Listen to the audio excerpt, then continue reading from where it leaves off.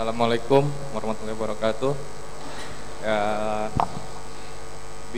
Syekh, Ustadz, saya mau nanya bagaimana bijaknya kita menghadapi akhir zaman ini, dikarenakan misalkan di lingkungan saya sendiri itu masih banyak yang awam dengan agama, dan juga masih dari keluarga-keluarga juga masih banyak yang nggak begitu dalam dengan agama.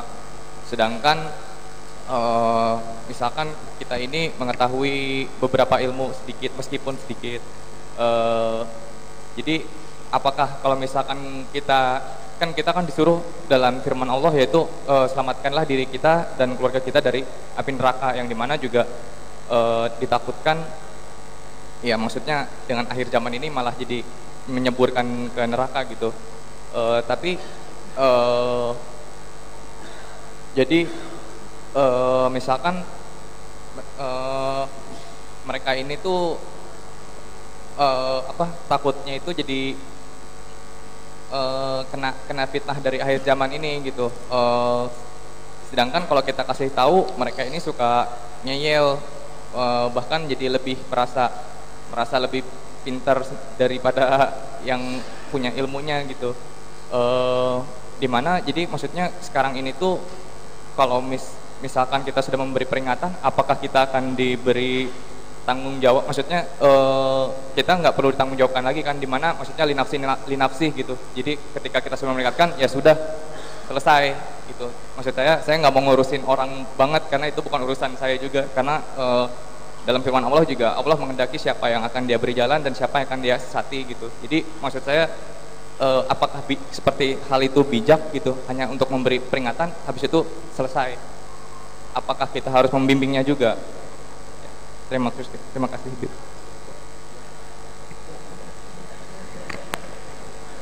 Kita balas. Tadi kan Anda tanya, antum paham nggak? Enggak. Nah sekarang Anda balas, Syekh paham nggak? Dibilang enggak.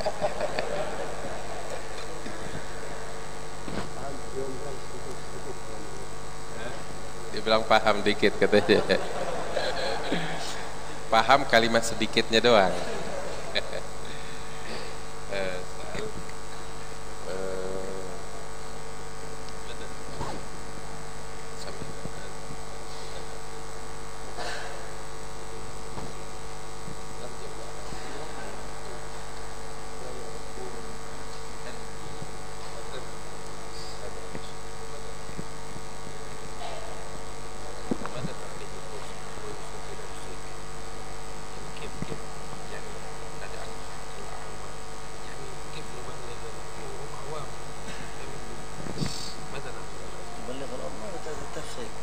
أولا كونك وصلت إلى هذه القناعة أننا الآن سمعنا كلام مهم ونحتاج نفعل شيء، هذا بحد ذاته أمر عظيم. Pertama-tama ya, apa yang antum dengar saat ini masuk akal gak? Kita nerimanya dengan legowo apa enggak? Kita lihat, kita bisa dengar hadisnya Nabi semuanya, dan kita lihat kenyataan di zaman kita saat ini. Artinya kita bisa mengukur, kita bisa mempertimbangkan sampainya kita di titik ini, itu udah merupakan hal yang sangat baik sekali. Ya, kita sekarang udah memahami tentang hal ini dari hadis-hadis Nabi Muhammad, kita udah mencapai titik ini udah hal yang sangat bagus sekali. هذه الدورات نريد منها طبعا دورة في يوم واحد في 4 أو 5 ساعات، لا يمكن أن تعلمك منهج كامل، لكن المقصود منها الذي ذكرت أن تلفت نظرك أن هناك كلام كامل متعلق بالنبي عن الفتن وعن المتعلقات على مدى الساعة، تبدأ تنظر ماذا علي أنا في مقابل هذا العلم. Jadi sekarang kan kita udah dengar dan masuk di akal kita, dan kita bisa membaca dari hadis Nabi Muhammad tentang keadaan saat ini. Dan sedikit banyak dari hadis Nabi Muhammad yang kita pahamin sekarang, kita sedikit banyak kita tahu kita harus berbuat apa. Tadi saya bilang kita mencapai titik ini udah sangat bagus sekali. Tapi beliau sampaikan juga, Ini apa yang kita sampaikan kan dalam daurah sekarang sekitar 5-4 jam kita duduk. Ya, apakah semua tentang fitnah akhir zaman kita udah bahas atau baru sedikit? Masih sedikit. Jadi apa yang kita bahas di sini sebenarnya cuman pancingan atau rangsangan doang, supaya kita sadar. Pertama, bahwasanya Nabi Muhammad SAW udah menyebutkan tentang segala hal termaksud fitnah di akhir zaman, fenomena gejolak yang akan terjadi itu ada dibahas sama Nabi, dan juga dibahas apa permasalahannya dan jalan keluarnya, itu ada semuanya. Ini semuanya nih yang kita bawakan di sini cuman pancingan-pancingan, rangsangan supaya kita noleh ke situ cari tahu. Dan supaya juga yang kedua, supaya kita pulang ya, kita bawa semangat yang baru. Untuk apa? Untuk menyelamatkan apa yang bisa kita selamatkan. Sebab dalam keadaan fitnah, kita mau menyelamatkan semuanya nggak bisa. Namun ada beberapa kelompok-kelompok kecil yang bisa kita selamatkan, yaitu yang bisa kita selamatkan. Tapi semuanya nggak bisa. Makanya kan Nabi bilang, udah tinggal ini apa namanya, yang umum, mulai dengan kelompok kecil yang bisa kita tarik dan selamatkan. Jelas. لدي تعقيب فقط بسيط. نحن جئنا إلى هذه البلد لهذا الغرض، بعد تجربة رأيناها في بلادنا، وكان شيخنا الحبيب أبو بكر يتكلم عن هذا ويصيح من المنابر، وسترون وسيحدث. كثير منا كان ما يبالي، ينظر إلى الأمور ما يحس ولا يشعر. الآن أنتم وجودنا في هذه البلاد بأمر الحبيب أبو بكر وبتعاون أحبابنا مثل سيد الحبيب أحمد وغيره، نحن نبحث عن أمثالكم من الشباب الذي عندهم استعداد لأخذ نصيب من هذا العلم. ما أقول يتفرغ يترك حياته، لكن يقول أنا عندي استعداد لمدة 2 أو 3 أشهر أتفرغ لدراسة هذه الكتب التي أمامكم الآن. نحن عندنا نخبة من الشباب في مركز العدني في جاوة الشرقية، الحبيب أحمد انتخبهم من خريجي المدرسة الفخرية لدراسة هذا العلم. هذا أول كتاب ندرسه، كتاب النبذة الصغرى. هذا كتاب دوائر الإعادة الذي درسناه الآن لا يكاد يكون 3 صفحات من هذا الكتاب، فضلا عن علم كامل. لكن هذا العرض والتسويق لأجل نلفت نظركم أننا عندنا استعداد. من الذي عنده استعداد للتعلم؟ وستجد مع الوقت الحاجة. وأنا دائما أضرب للشباب مثل بنفسي.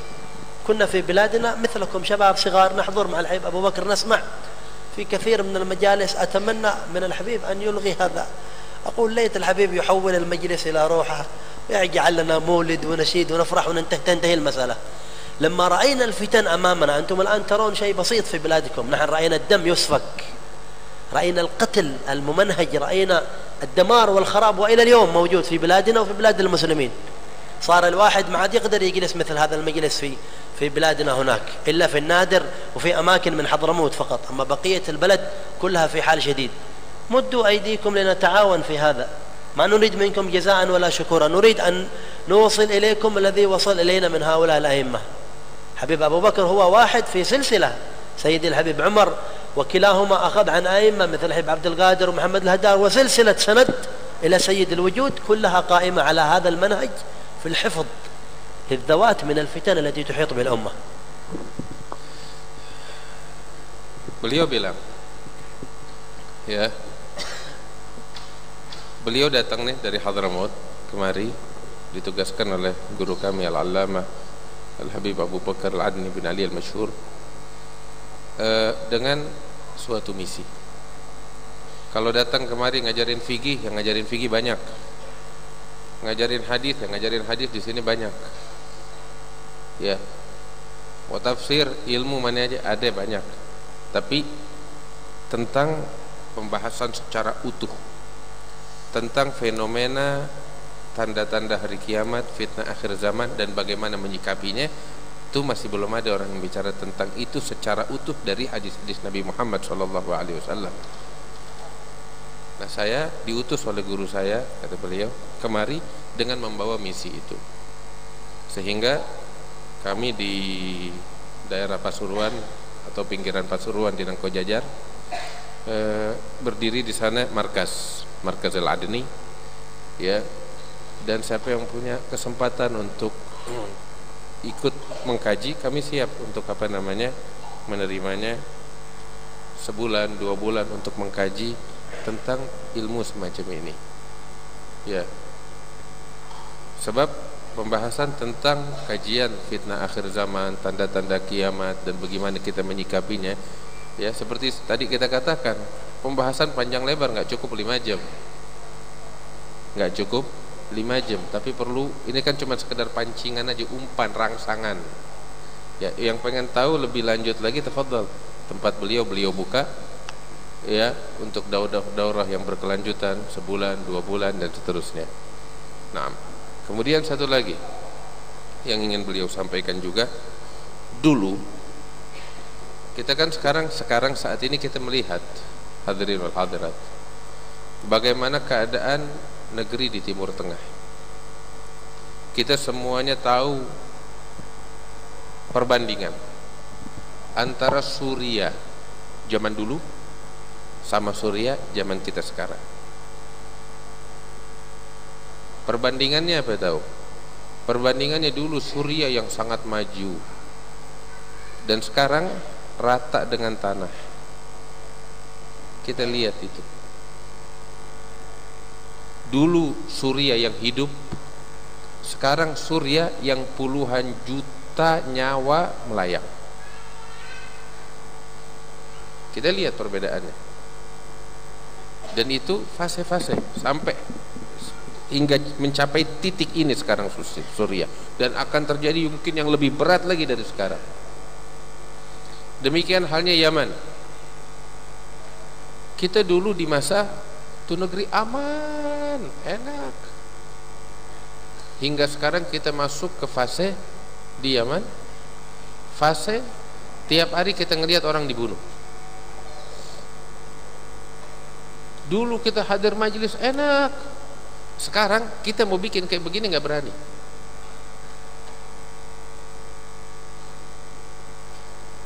Kita mau bikin perkumpulan macam begini udah nggak bisa, nggak berani.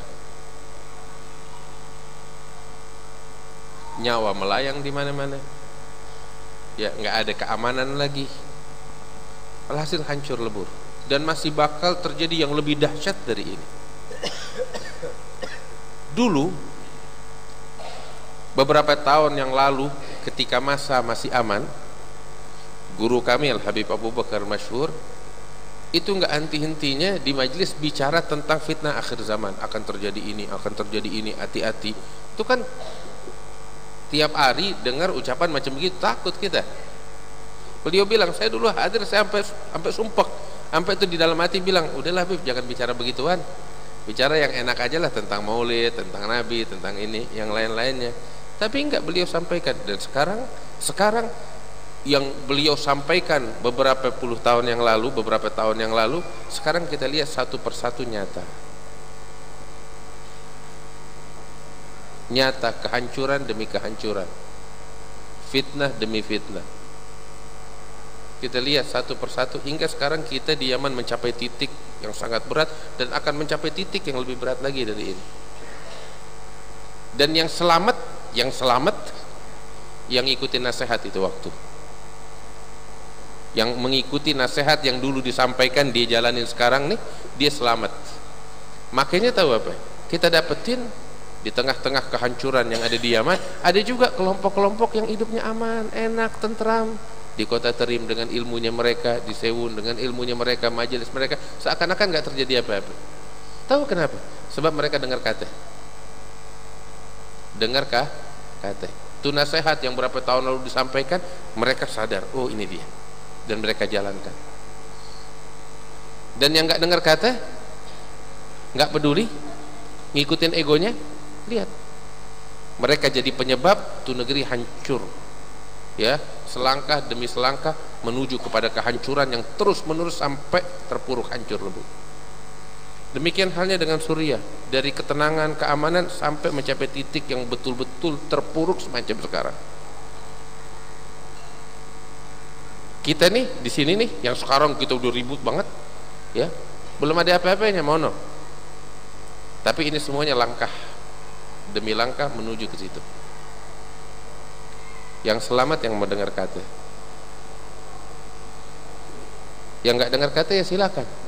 Nggak cuman dia bakal hancur, tapi dia akan menjadi penyebab kehancuran. Saya kira jelas.